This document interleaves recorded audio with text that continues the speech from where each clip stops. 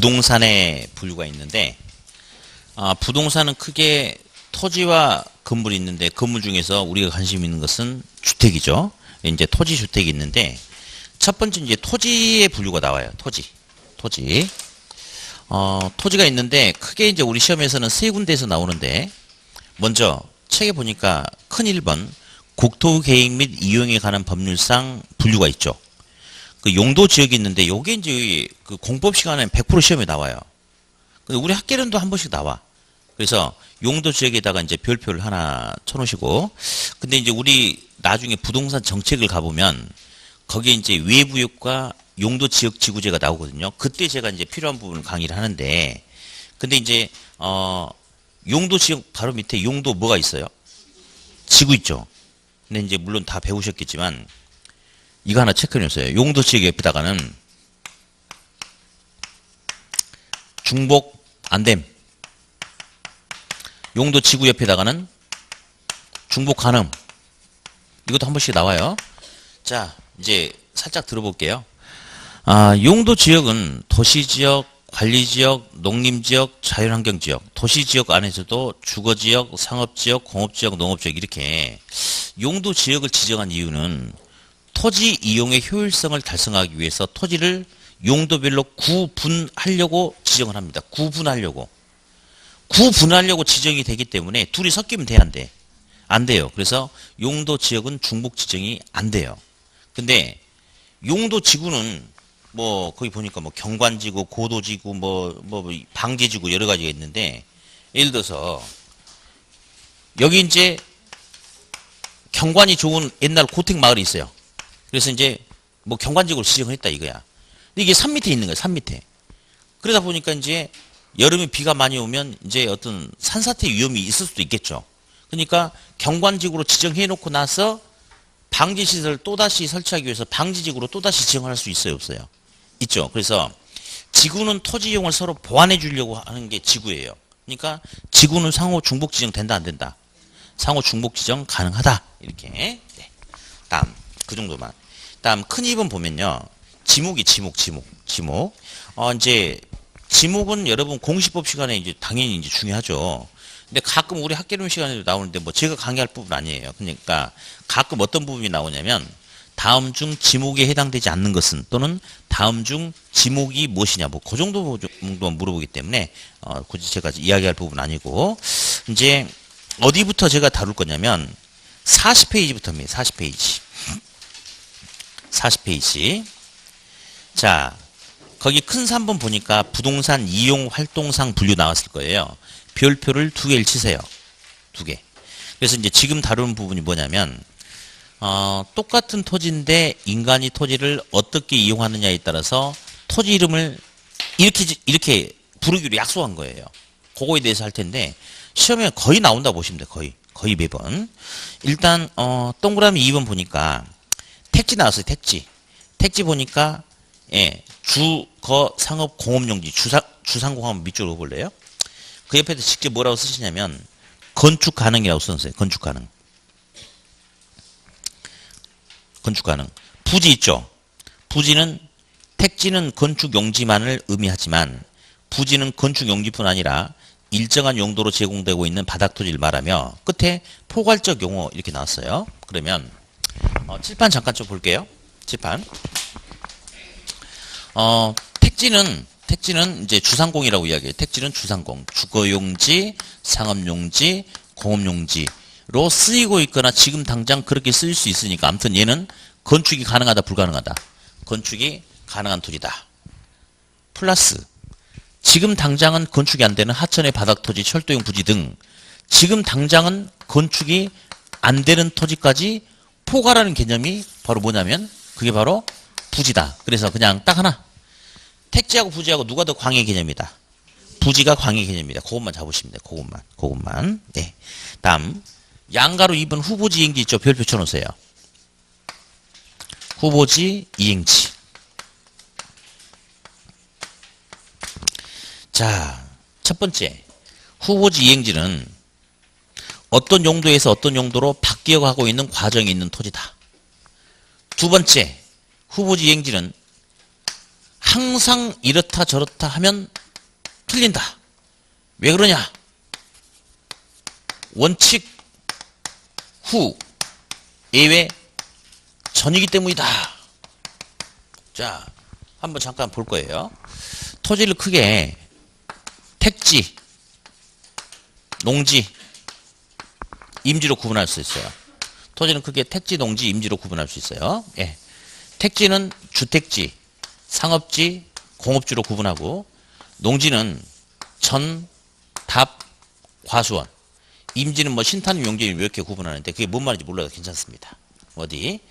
택지하고 주택지는 누가 더 광의 개념인가요? 누가 더 넓은 개념이에요?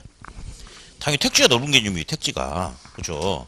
택지를 쪼개면 주상공이 나오는 거니까. 그러면 여기 노란색 택지, 농지, 임지는 큰 분류죠. 대분류죠. 그래서 큰 분류 속에서 서로 토지용이 이렇게 바뀌어갈 수 있어요. 이렇게. 이런 걸 갖다가 뭐라 불러주냐면 후보지라고 불러줍니다. 무슨 지? 후보지. 대분류 속에서 토지용이 바뀌어가는 그 상태를 후보지라고 그래요. 후보지 핵심 용어는 뭐냐면요. 택지지역, 농지지역, 임지지역 상호 간에 토지용이 바뀌어가는 형태를 후보지다. 그렇게 이야기해요. 후보지. 상호간에 바뀌는 거. 다음 택지 내에서 주거용지, 상업용지, 공업용지, 상호 토지용이 바뀌어가는 형태. 농지 내에서 서로 바뀌어가는 형태. 임지 내에서만. 자, 이 빨간색은 택지지역 내에서만, 농지지역 내에서만 토지용이 바뀌어가는 형태. 이를 갖다가 이행지라고 해요. 뭐 한다? 이행지. 이행지는 택지지역, 농지지역, 임지지역 내에서 뭔가 토지용이 바뀌어가는 형태를 이행지다라고 그렇게 불러줍니다. 상호간 내에서 구분 잘 하셔야 돼요. 두 번째, 항상이란 말이 들어가면 틀려요. 자, 농지에서 택지로 바뀌어가고 있는 토지는 후보지라고 이렇게 이야기해요. 후보지.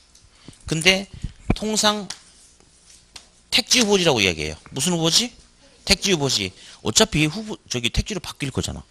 그래서 택지 후보지라고 그래요. 그런데 바뀌긴 바뀌는데 시간이 너무 많이 소요되거나 성숙도가 지나치게 낮을 수가 있어요. 자, 김해 가기 전에 어디 넓은 이제 임야가 있었는데 논밭이 있고 그래요. LH에서 거기다가 이제 첨단 산업 단지를 조성하기 위해서 100만 평을 수용한 거예요. 3년 전에. 그래서 택지 조성 작업을 들어갔는데 땅을 1000평을 팠어. 100만 평 중에 1000평 팠으면 0.1% 팠죠. 3년 전에. 근데 지금까지 땅을 파고 있어요. 붓으로 땅을 파고 있어요. 붓으로. 문화재가 나왔거든. 붓으로. 그럼 보세요. 뭐 언젠간 택지로 바뀌긴 바뀌겠지만 아니 100만 평의 토지 중에 0.1% 땅 팠다니까. 그리고 수도비야 사실은. 그러면 성숙도가 지나치게 낮은 거 아니에요? 그런 토지를 갖다가 택지에 준해서 평가하겠다는 건 너무 무리스럽죠?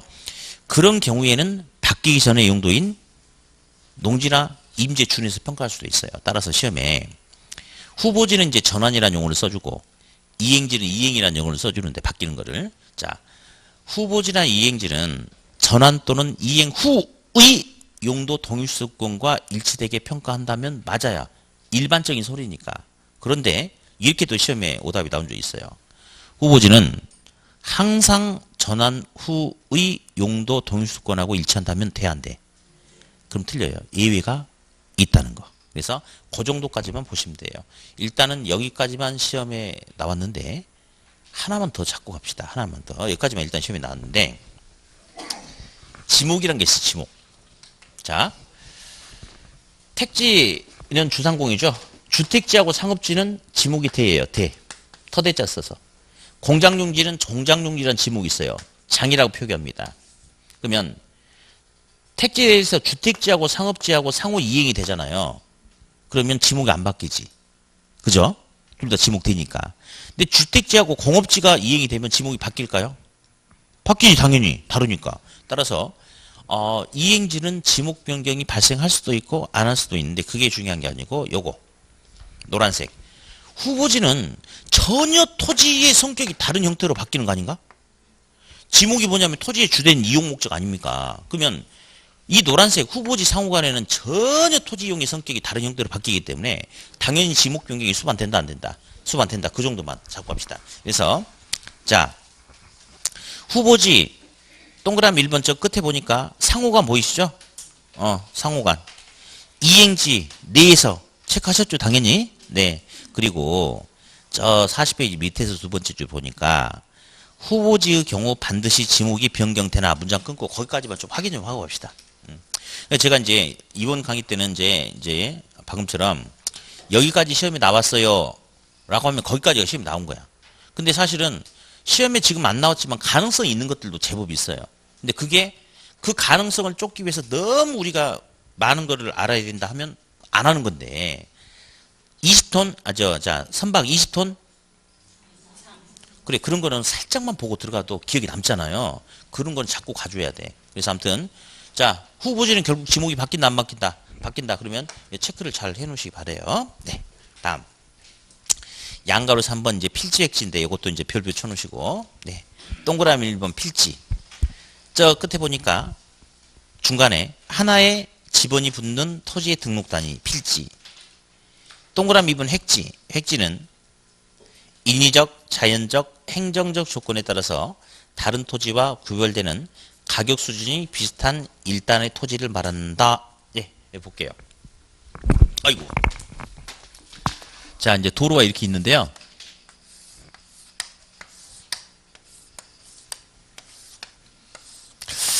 여기는 보니까 이제 이렇게 돼 있더라고. 1번, 2번, 3번. 그런 데 있잖아요. 요 블럭에 1번, 2번, 3번이 전부 뭐냐면 요거 상업지예요, 상업지. 다음 여기는 지번이 좀 많대. 예. 많아죠. 한 30개 돼, 30개. 근데 여기는 전부 다 3종 일반 주거지역이다. 이렇게 합시다. 예. 그러면 지번이 몇 개가 있어요? 세 필지가 있다라고 해요. 세 필지. 필지란 것은 하나의 지번으로 이루어진 토지의 등록 단위를 필지라고 그렇게 이야기합니다. 세 필지. 근데 용도는 전부 다 동일한 용도인가요? 그러면 필지는 세 개지만 이쪽과 이쪽과 이쪽은 용도가 서로 같기 때문에 가격 수준도 비슷할까? 그러면 한 덩어리의 가격 수준이 비슷한 획지라고 이야기해요. 획지. 그래서 1, 2, 3이 필지고 이 덩어리가 바로 뭐다? 덩어리가 획지다. 이렇게 개념만 잡으시면 돼요. 어디? 감정평가 때 토지의 가치를 평가하기 위해서는 필지 개념이 중요해요? 획지 개념이 중요해요? 획지 개념이 중요하죠. 가치를 평가하기 위해서는. 그죠? 다음에 권리 변동, 그러니까 매매가 이루어진다든지 어떤 권리 변동 시는 어떤 개념이 더 중요할까요? 필지, 그 정도. 근데 이제 동그라미 3번이 있는데요. 세모 한번 쳐놓고 이제 뭐가 있어? 그래서 한번 읽어볼게요. 한 필지가 둘 이상의 가격 수준이 나타나는 경우 둘 이상의 획지로 구분할 수 있으며 둘 이상의 획지가 하나의 획지가 되는 경우도 있다. 뭐 이렇게 있는데 필지가 자, 세 번째 줄 밑줄 한 필지가 둘 이상의 획지가 되는 경우에는 구분 평가할 수 있으며 문장 끊고 또 밑줄 두 개 이상의 필지가 한 개의 획지가 되는 경우에는 일괄 평가할 수 있다. 밑줄. 이거 사실은 우리 저번 주에 감정평가 분류하면서 했던 건데 나와 있으니까 한번 해볼게요. 그래서 아까 밑줄로 그었던 첫 단락이 뭐냐면 첫 단락이 뭐라고 나왔죠? 예? 그쵸. 이거. 도로변에 한 필지가 있어요. 한 필지가. 27번지란 한 필지가 있다고. 필지는 하나예요. 근데 도로 전면부는 건물 지어서 이용하고 이렇게 있어요. 근데 후면부는 지하수가 너무 많이 나와가지고 지목은 되지만 건축이 불가능해가지고 텃밭으로 쓸 수 있대. 그럼 볼게요. 필지는 한 덩어리 한 필지인데 용도는 이쪽과 이쪽이 다르죠. 두 개의 획지가 들어가 있죠. 그렇죠? 그러면 필지가 하나이더라도 획지에 따라서 용도가 다르니까 가격이 다르니까 따로따로 뭐해서 구분해서 평가할 수 있다. 그게 바로 구분평가예요. 구분평가. 아이고. 다음. 여기 보니까 필지가 몇 개가 있어요? 3개 있죠. 근데 용도는 동일한 획지 하나죠. 이 토지 만약 수용한다고 했을 때 보상가는 각 필지별로 다 달리하는 게 아니고 마차 하나처럼 전부 다 싸그리 제곱미터당 일괄해서 보상가 얼마 이렇게 하겠죠. 그게 바로 둘 이상의 필지가 있다 하더라도 동일한 획지 안에 있으면 마치 하나처럼 일괄해서 평가한다. 우리 저저번 주에 했던 그 내용이에요. 네, 됐고. 다음 양가로 4번 나지 건부지 있네요. 나지 건부지. 예. 자, 어디 동그라미 1번 나지 있죠. 나지. 어디 밑줄 그어볼까요? 나지란 토지의 건물 기타 정착물이 없고 일단 문장 끊어. 거기까지만 끊어봐요. 자, 7번 볼게요. 토지 위에 아무것도 없는 빈 땅을 나지라고 그래. 나지. 건축물이 없는 토지를 나지. 그런데 물리적 관점에서 보면 나지란 그냥 나지야. 토지 위에 건축물이 하나도 없는 게 나지인데, 근데 우리 저번 주에 표준지 공시가 해봤어요. 토지 가격을 알아보려면 기준이 되는 토지가 표준지야, 표준지. 그러면 이 표준지란 토지를 기준으로 나머지 토지는 비교해서 그 차이 등을 수정해서 토지 가격을 구하는 거거든요. 그러면 표준지는 다른 토지 가격을 구하는 데 있어서 기준이 되는 거죠. 기준은 말 그대로 기준이 돼야 돼요. 근데 만약에 표준지로 선정된 토지 위에 건물이 있으면 이 건물이 너무 잘 어울리는 건물이면 건물 덕분에 토지가 과대평가 돼버리거나, 이 건물이 토지하고 너무 어울리지 않는다 그러면 이 토지 때문에 너무 저평가 돼버릴 수도 있죠. 그러니까 기준이 되려면 건물이 없는 나지가 돼야 돼. 또 하나,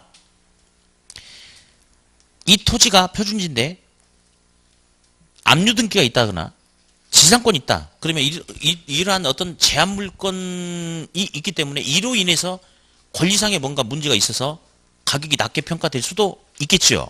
그래서 표준지는 완벽하게 깨끗한 토지예요. 물리적으로도 깨끗해야 되고 권리상으로도 깨끗한 토지를 전제로 하는 거거든요. 그래서 나지는 그 뒤에도 읽어볼게. 문장 아까 끝나고 그랬죠. 다음, 지상권 등 토지의 사용 수익을 제한하는 사법상의 권리도 설정되지 않은 물리적으로든 권리상으로든 깨끗한 토지를 뭘 한다? 나지. 근데 나지 옆에다가 나지는 지목이 대인 토지다 라고 쓰세요. 해가지고 X. 나지는 지목이 되다라고 못 박으면 틀린다고. 시험에 그게 나왔는데, 저기 나지는 그냥 나지야. 그냥 나지예요. 예.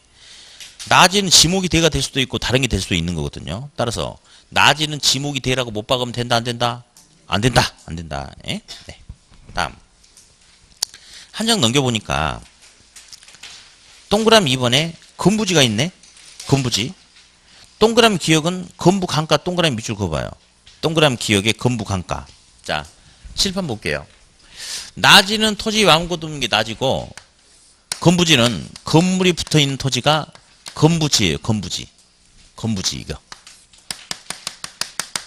그럼 있잖아요. 나지는 토지 위에 권리적거리는 물리적 건물이 없기 때문에 법에서 허용하는 범위 내에서 얼마든지 자유롭게 이용이 가능해요. 그죠? 근데 건물이 붙어있는 건부지는 만약 2층짜리 청구 건물이 있대요. 다른 용도로 쓰려면 먼저 선행해야 될 게 건물을 뭐 해야 돼요? 철거해야 돼요. 그럼 건물을 철거하려면 시간이 많이 소요됩니까? 누구에 비해서? 나지에 비해서. 철거하려면 철거 비용도 발생할까요? 누구에 비해서? 나지에 비해서. 이런 것들이 더 들어간대. 그래서 맨 땅보다는 건물이 붙어있는 건부지는 활용상의 제약을 받기 때문에 뭐가 나타난다? 건부 강가가 나타난다. 여기까지만 시험에 나왔어요. 몇 번. 여기까지만. 근데 건부 증가가 나타나는 경우도 많아요. 그래서 일단은 어디까지면 시험에 나왔다. 어디까지? 건부 강가. 근데 요즘에 이제 이슈가 되고 있는 게 그 경기도 화성시에 보면요. 그 수원에 이제 오산 비행장이 있어요. 그게 이제 화성 쪽으로 이렇게 이전하는데, 거기에 이제 저도 예전에 놀러 가봤는데 저기 바닷가 옆에 궁평동인가 그쪽 어딘가 거의 내부적으로 정해졌나 봐. 근데 거기 가보면요. 이제 인터넷 보니 막 집들이 막 들어서 있어. 근데 집도 집같지도 않아. 따닥따닥 붙어가지고 그냥 창고인지 집인지 막 이렇게 막 지어놓은 거예요. 그러면 그 사람들 왜 그랬을까요? 부담받으려고 한 거 아니에요. 맨 땅보다는 허름한 건물이라도 건물이 있는 토지가 보상가가 높죠. 그쵸? 보상받으려고 막 지어놓은 거 아니에요. 그랬더니 이제 화성시에서 이제 조사해가지고 별장 여부를 확인하겠다 이거예요. 예. 그래가지고 이제 그 그 별장으로 만약에 분류가 되면 재산세를 4배를 내야 된다면서요. 아, 이제 40배를 더 내야 된대. 그래가지고 이제 뭐 그렇게 조사한다고 하던데 아무튼 보세요. 그런 경우는 오히려 건물이 붙어 있음으로 인해서 가치가 더 높아질 수도 있겠죠. 건물 뭐가 생길 수도 있다. 건물 증가. 다시 합시다. 시험 어디까지 나왔다. 어디까지? 건물 강가까지 계속 나오고 있는데 건물 증가란 말도 알아두고 넘어가라. 이렇게. 네. 다음. 양가로 5번 맹지 돼지 있어요. 맹지 돼지. 자, 여기 볼게요. 도로가 이렇게 있는데요. 1번지 토지가 있고 2번지 토지가 있고 3번지 토지가 있어요. 1번지 토지는 뭐라고 부를까요? 몰라요. 시험에 안 나와요. 얘는. 2번지 토지는 3번지 토지가 있는데 시험에는 3번지 토지가 잘 나와요. 3번지 토지 필지의 어떤 한 면도 도로하고 인접해 있지 않기 때문에 건축이 된다 안 된다? 맹지 잘 나옵니다. 맹지. 예. 우리 학계로는 참 좋아요. 학계로는 그냥 개괄적인 맛만 보고 넘어가는 과목이기 때문에 시험도 맹지는 필지의 어떤 한 면도 도로하고 인접해 있지 못하니까 출입할 수 없으니까 건축 안 돼. 끝. 이렇게만 해. 근데 공법은 그렇지 않지. 맹지인데 만약에 옆에 예정도로가 있으면 건축허가 신청이 날 수도 있다. 공법 같은, 저기 민법 승역지, 요역지 해가지고 주의토지 통행권 해가지고 어쩌 근데 학교는 그런 일절 없어요. 그냥. 맹지 출입 안 되면, 건축 안 되면 끝. 이렇게. 다음 2번지 토지. 1번지 토지는 참 이쁘게 생겼다. 왜냐면, 토지에서 도로하고 붙어 있는 폭이 충분하잖아요. 뭘 하더라도 그냥 할 수 있겠네.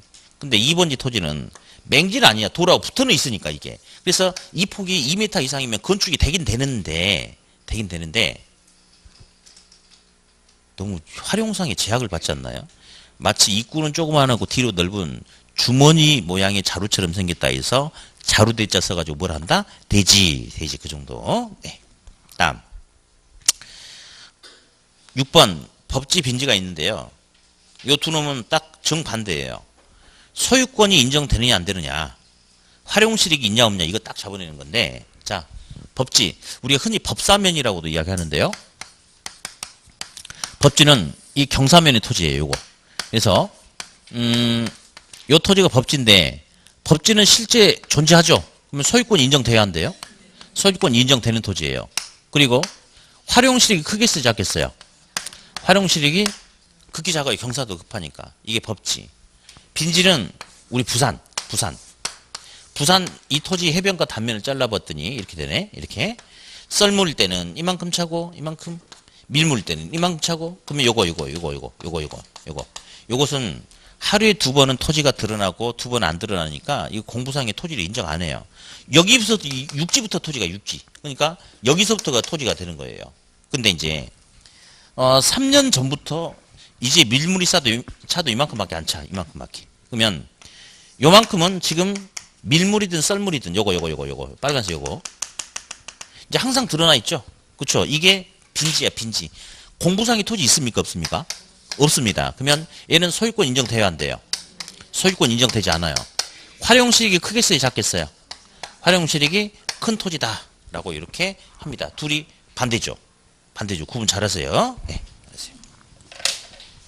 다음 양가로 7번에 자, 밑줄 긋지 말고 유의지는 그냥 바람직스럽지 못하게끔 놀리는 토지가 유의지예요. 유의지.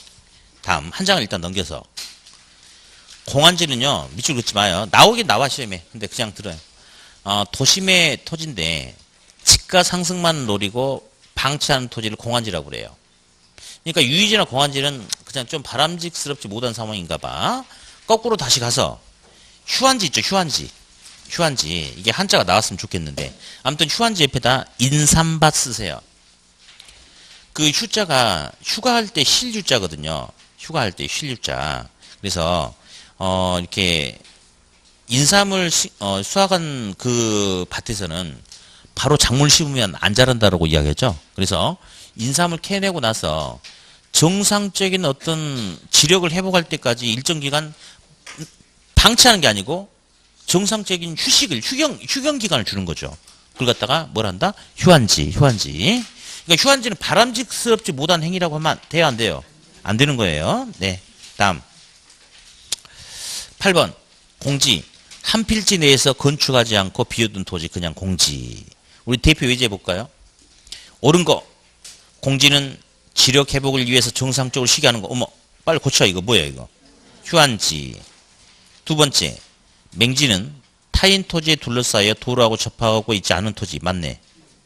획지. 하나의 지번을 가진 토지에 등록한다니. 필지인데? 필지. 후보지.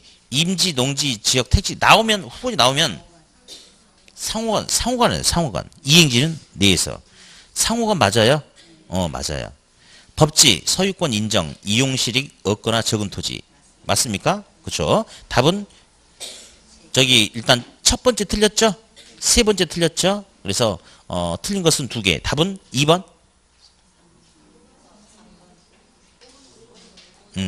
3번이죠. 근데 있잖아요. 실제 이런 문제에서 답 2번 찍으신 분 되게 많아요.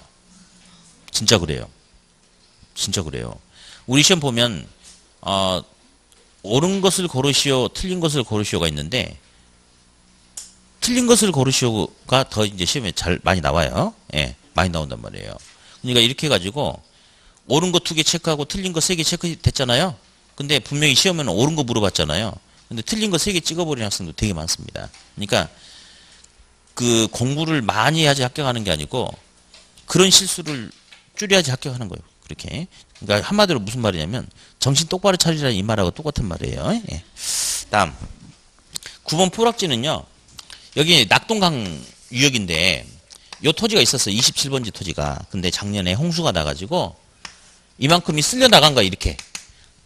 공부상에는 토지가 있는데 실제 가보면 하천으로 바뀌었겠죠. 무너진 토지 포락지. 포락지. 10번 선화지. 고압전선 밑에 있는 토지가 선화지예요. 그러면 당연히 일반적인 토지보다 가치가 증가할까요? 감가할까요? 감가겠죠? 뭐 소지 원지는 자연 그 상태로 토지 뭐 놔둬버리고요. 네. 뭐 대표 예제 또 풀어볼까요? 뭐 옳은 것을 모두 고른 것은 왼쪽 페이지에 있는 대표 예제도 박스죠. 오른쪽도 박스죠. 근데 왼쪽은 재수없는 스타일이고 오른쪽은 참 좋은 스타일이에요. 왜냐면 왼쪽은 말이죠. 박스 안에 있는 5개 지문을 완벽하게 다 옳은지 틀린지 알아야지 맞힐 수 있는 거예요. 단 하나만 실수하면 무조건 틀리는 구조입니다. 아주 안 좋아요. 근데 오른쪽은 대충 짜집기 하면 걸리게 돼 있어요. 어디 기억. 나아지는 필지 중에서 건축물을 제외하고 남은 부분의 토지다. 어머나. 이거 공지인데? 그러면 기억이 들어가면 돼, 안 돼? 1, 2, 3번 아웃. 우리는 이런 경우를 통상 1타 3P라고 이야기해요. 기억이 들어가면 안 되잖아. 그러니까 1, 2, 3번 아웃이지 뭐. 다음 4번 보니까 니은이 있어.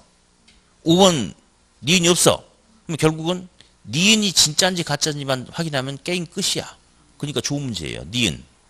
부지는 일정한 용도로 제공되고 있는 바닥토지를 말하며 하천, 도로 등의 바닥토지에서 사용되는 포괄적 개념이다. 어때요? 맞죠? 그러면 니은이 맞으니까 답은 몇 번 그냥 4번. 이라고 실제 시험은 그렇게 하셔야 돼요. 실제 시험 볼 때는. 그러니까 이런 스타일이 좋은 스타일이에요. 뭘 넘겨 나머지도 봐야지. 예. 일단 실제 시험이라면 이렇게 하는 거예요. 예. 계속 갑시다. 디귿. 맹지. 타인의 토지에 둘러싸여 도로에 직접 연결되지 않은 한 필지 토지. 맞죠? 릴. 필지. 하나의 지번이 붙는 토지의 등록 단위. 맞네요. 미음. 후보지는 인위적, 자연적, 행정적 조건에 따라서 다른 토지와 구별되는 것으로 가격 수준이 비슷한 일단의 토지. 이거 뭐야? 뭐 이거 후보지 이행지가 아니고 필지 획지에서 획지지. 네, 이렇게. 자, 넘기시고 이제 47페이지 이제 주택의 분류가 나와요. 네, 주택의 분류 큰 4번. 근데 요게 이제 한 번쯤은 나올 수도 있어요. 근래 21회, 24회, 28회에 나왔거든요. 그러니까 작년에 안 나와서 한 번 좀 가능성이 있을 수 있어요. 상당히 이번엔 상당히 높을 수 있어요. 작년에 한 번 쉬었으니까. 그러면서 주택은 법적 기준에 의해서 크게 단독주택이란 주택하고 공동주택이란 주택으로 구분해요. 단독과 공동으로 구분합니다. 단독 공동. 예. 자, 그런데 어디 건물이 크면 단독이에요, 공동이에요? 건물이 크면 좋아졌네. 전에는 바로 낚이더니 이제 안 낚이네. 건물이 크냐 작냐에 따라서 단독 공동으로 하는 거 아니에요. 오히려 공동보다 단독이 더 큰 경우가 있어요. 많아요. 다가구 같은 경우는.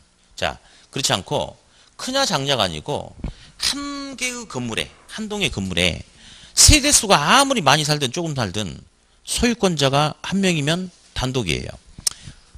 거기 3번 동그라미 3번 다가구 주택 밑줄 그어볼래요? 한 개 동으로 주택으로 쓰이는 바닥 면적 몇 제곱미터? 660제곱미터 이하. 몇 개층 이하? 3개층 이하. 그리고 거기 옆에 하나 더 써놔. 19세대 이하. 써봐요. 19세대 이하.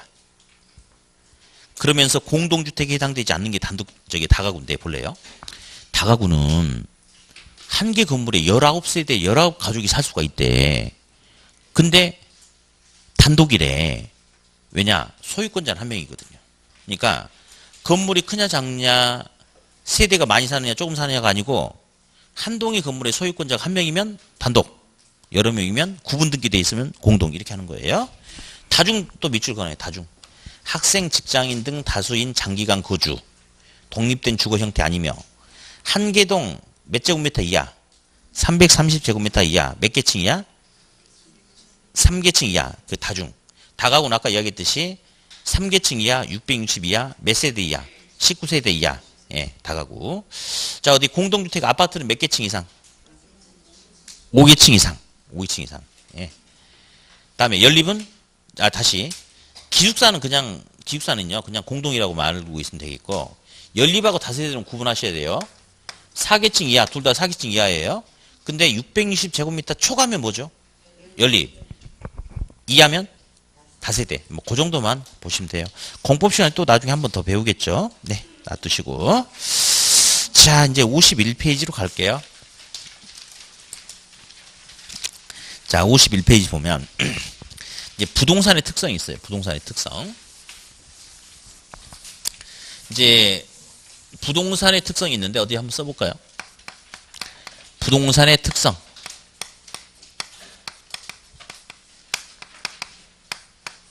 부동산은 크게 토지와 건물이 있어요. 토지와 건물. 근데 건물은 언급하지도 않아요.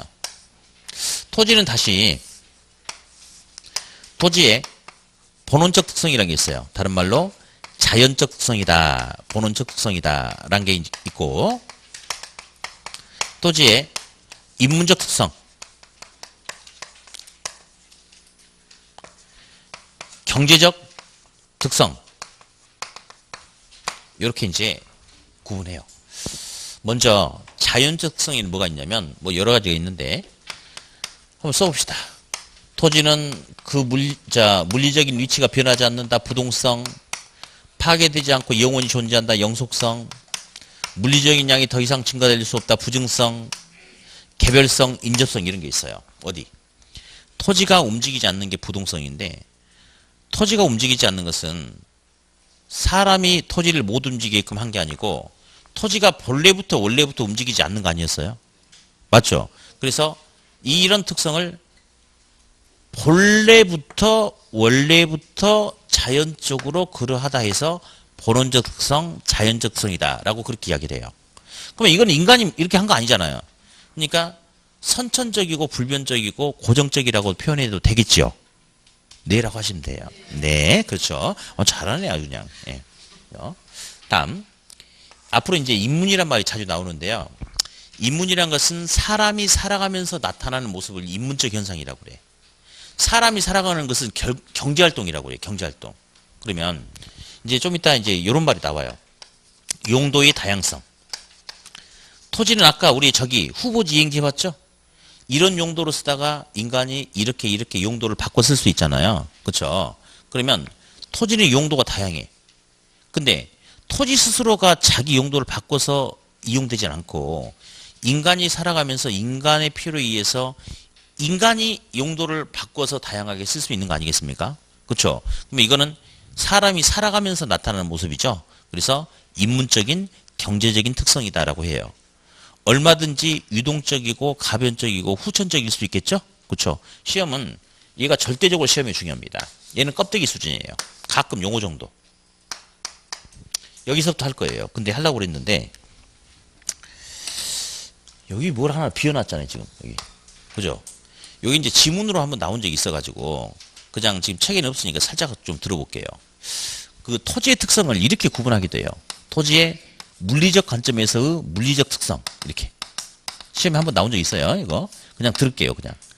물리적 특성은 다시 토지의 일반적 특성과 토지의 개별적 특성으로 구분할 수 있는데 일반적 특성은 예외 없이 모든 토지에 공통적으로 나타나는 거고 개별적 특성은 토지마다 다 개별적으로 달리 나타나는 것을 개별적 특성이다 라고 이렇게 이야기해요. 예를 들어서 토지가 움직이지 않는다는 것은 어떤 지역은 해당되고 어떤 지역은 해당 안 되고 이런 거 아니죠. 모든 토지에 예외 없이 나타나죠. 그걸 갖다가 일반적 특성이다 그렇게 이야기해요. 다음 위치, 면적, 형상, 지세 등은 완벽하게 똑같은 토지가 있어요, 없어요? 없어요. 토지마다 다 달리 나타나겠죠. 그런 특성을 물리적 특성 중에서 개별적 특성이다라고 그렇게 이야기해요. 그러니까 시험에 나오면 딱 지문 한 줄이 나오는데 이런 식으로 나오겠죠. 오답이 나오면 토지의 물리적 특성 중에서 위치, 크기, 모양, 지대 등 토지마다 달리 나타나는 특성을 일반적 특성이라 한다. OX. X 무슨 특성? 개별적 특성이다. 이제 그런 식으로만 잡아내면 됩니다. 그래서 다시 한번 토지의 특성을 물리적 특성으로 본다면 모든 토지에 공통적으로 나타나는 특성을 뭘 한다? 일반적 특성. 토지마다 다 개별적으로 달리 나타나는 특성을 개별적 특성. 이렇게. 예. 자, 이제 여기서부터 갈 거예요. 부동성.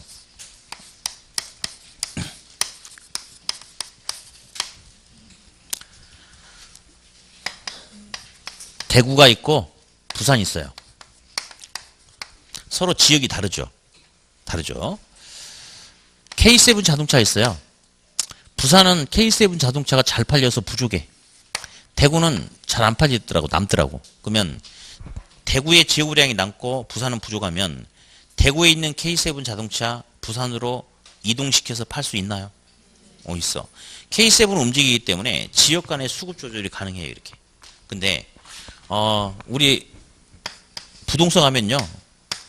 지역화, 국지화란 말이 되게 잘 나오거든. 이 말은 지역별로 서로 다른 모습이 있대. 자, 볼게요. 근데 부산은 자꾸 인구가 이렇게 유입됩니다. 그러니까 땅값도 막 오르고 투기 현상이 나타나. 막 정부가 막 규제하고 난리예요, 지금. 근데 대구는 자꾸 사람들이 외부로 유출돼. 이렇게. 그러니까 개발하지 않고 빈 땅들이 많아. 땅값 계속 떨어지고 그래서 대구시에서는 막 산업단지를 유치하려고 막 개발을 조장하려고 난리야. 어쩔 수 없어. 근데 그러면 남는 토지 부산으로 가지고 와가지고 부산 사람들이 쓰면 좋을 텐데 토지는 이동이 돼야 안 돼요. 안 돼. 그러니까 지역별로 여러 가지 모습이 지역별로 서로 다른 모습이 나타나겠죠. 그걸 갖다가 지역화, 국지화, 지역적 국지적인 현상이 나타난다라고 그렇게 이야기를 해요. 다음 토지는 움직이지 않으니까 직접 가서 임장활동, 정보활동도 해야 되고 직접 확인해야 되고 다음 토지는 움직이지 않아요. 토지는 인접토지하고 인접에 있어요. 그러다 보니까 어디 K7 자동차가 있는데 쓰레기 매립장 그러니까 쓰레기 매립장 옆에 K7 자동차를 주차하면 K7 자동차는 종전보다 가치가 커진다, 작아진다. 누가 작아진다는 소리를 하고 있어. 정신 차리라니까. K7 자동차는 움직이는 물건이기 때문에 자동차가 주차되어 있는 외부 환경은 자동차 가치에 전혀 영향 미친다, 못 미친다? 전혀 못 미치죠. 그래서 외부 효과라는 게 안 생겨. 근데 토지는 움직이지 않죠? 내 토지가 있는데 내 토지 옆에 쓰레기 매립장이 들어서기로 확정이 된 거야. 그러면 내가 토지한테 야 토지야 그 재수 없는 게 옆에 오니까 우리 딴 데로 갈까? 하고 데리고 갈 수 있어요, 없어요? 안 되죠? 그래서 토지는 움직이지 않으니까 외부 지역의 환경으로부터 긍정적인 부정적인 영향을 받을 수 있겠죠. 무슨 효과가 나타난다라고 하냐면 외부 효과가 나타난다라고 이야기해요. 외부로부터 긍정적 부정적 영향을 받을 수 있다. 그래서 토지 가치를 평가할 때는 외부로부터 많은 영향을 받기 때문에 주변 지역이 어떻게 이용이 되는지 주변 지역의 상황을 분석해야 돼요, 안 해야 돼요? 분석을 해야 된다라고 그렇게 이야기를 해요. 어디? 제1절 토지의 자연적 특성 별표 2개. 큰 1번 부동성 별표 2개. 의 한번 읽어두시고요. 자, 파생현상 동그라미 1번. 아까 동사는 점유, 부동사는 등기 아까 설명했었고요. 동그라미 1번. 동그라미 치시고 동그라미 2번 동그라미. 자, 부동산 활동 및 현상을 지역과 국지화 나왔죠? 그리고 거기 하위시장이라고 있는데요. 그 첫 번째 줄에 부분시장이라고도 써봐. 부분시장, 하위시장. 이거는 오답 없이 나오는 소리니까 그냥 들어볼게요. K7 자동차는 똑같은 물건이 있어요, 없어요? 있죠? 움직일 수 있죠? 그러니까 지역에 따라서 가격이 다르지 않아요. 예, 지역시장이 없어. 그래서 그러나 토지를 움직이지 않아요. 그러니까 전국의 토지시장 외에 각 지역별로 서로 다른 형태의 시장이 나타날 수 있죠. 맞잖아요. 그렇죠? 그러니까 이런 시장을 전체 시장 밑에 있는 시장이 생길 수 있다. 하위 시장, 지역에 따라서 각각 다른 부분 시장이라고 그렇게 이야기합니다. 요거는 용어만 나오니까 가끔 그냥 읽고 넘어오면 되겠고. 3번 부동산 활동을 임장 활동화 시킨다. 맞고요. 4번은 과거에 체크하지 마. 11회 때 복수정답이 나와버렸어요. 추상적 시장이기도 하고 구체적 시장이기도 하다. 이렇게 복수정답이 나와버렸기 때문에 그 이후로는 한 번도 논란이 되지 않아. 그러니까 볼 필요가 없어. 이런 거는. 다음 6번 끝에 외부 효과를 발생시킬 수 있다. 이렇게 나왔습니까? 맞고. 7번 지역 분석 근거가 되고. 자, 8번에 세모 쳐놨죠. 9번 세모죠. 이제 다 둘 다 동그라미로 바꿔. 이제 바꿔. 8번 끝에 경제적 감가 있죠. 경제적 감가를 우리 밑에 이렇게 써놔. 외부적 감가. 우리 들어봤죠? 외부 환경으로부터 나타난 감가를 외부적 감가라고 한다고 그랬잖아요. 그렇죠? 그래서 자, 토지는 움직이지 않아. 움직이지 않아. 그러니까 주변 토지 이용과 나의 토지 이용이 서로 다르면, 적합하지 않으면, 서로 어울리지 않으면 외부적 환경에 의해서 내 부동산 가치 떨어질 수 있겠어요? 대표적인 예로 저가주택 지역에 고가주택을 신축하였더니 적합하지 않잖아 지금. 그러니까 이 고가주택 자체에 문제가 있는 건 아니고 외부 환경과 적합하지 않다 보니까 외부로부터 안 좋은 영향을 받아가지고 주택 가격이 떨어질 수 있죠. 그런 게 시험에 나오잖아. 그럼 그는 외부로 내 부동산 자체에 생기는 게 아니고 외부 환경으로부터 받는 영향이죠. 그러니까 길 갔다가 외부적 감가 뭐라 한다? 경제적 감가라고 한다는 거. 네. 자, 그렇게 해서 정리 좀 해놓으시고요. 다음 2번 부증성은 시험에 절대적으로 중요합니다.